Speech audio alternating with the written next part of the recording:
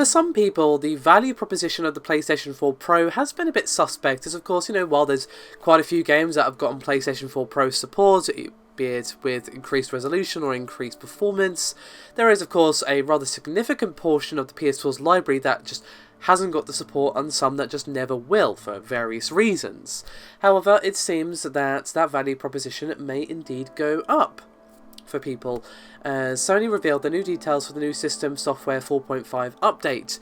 Now, this included some long-awaited features, like, for example, support for external hardware drives, but if some reports that are circulating online are to be believed, it also adds a so-called boost mode to the PS4 Pro, which will allow pretty much what it says on the tin.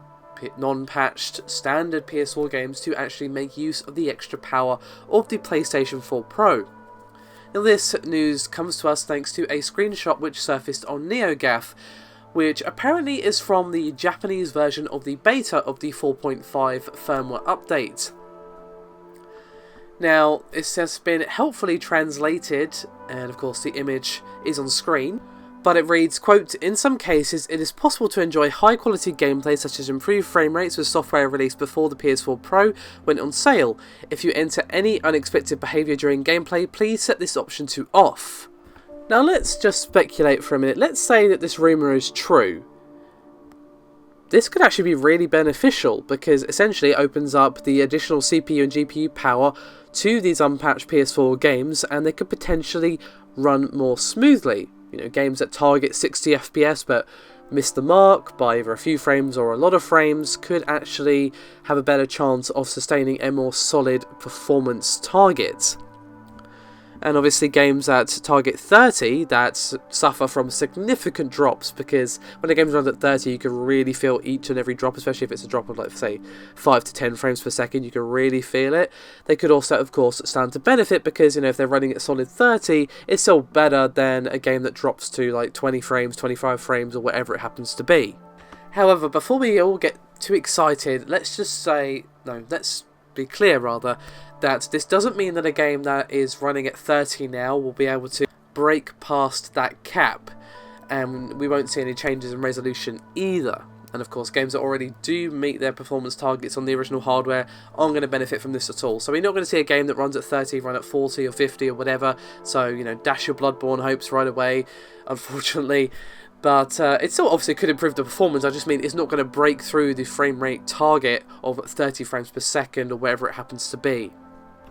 Now, of course, there's still a lot of questions in the air surrounding this boost mode, as of course we don't know exactly how it's going to be implementing the extra power of the Pro.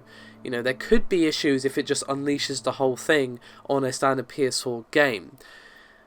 For example, one thing it could do is just, let it use the GPU to the standard Pro, full power, because obviously a Pro game that's running a PS4 game that isn't patched basically downclocks itself, the console obviously, so that it's essentially a standard model at this point. If this boost mode were to come to fruition, perhaps it's using all of the GPU but leave the rest of the machine running at base specs, or have some extra performance in other specs, but mostly make it an increase in the GPU clocks of the Pro. We don't yet know.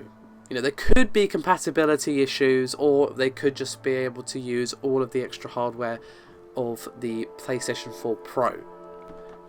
Now, I think that this would be pretty huge if this is true, and to be honest, I'm crossing my fingers and my toes that it is true, because even though, as I said, it's not going to break through any frame rate caps, it's still going to improve performance. It still will improve Bloodborne, just for example.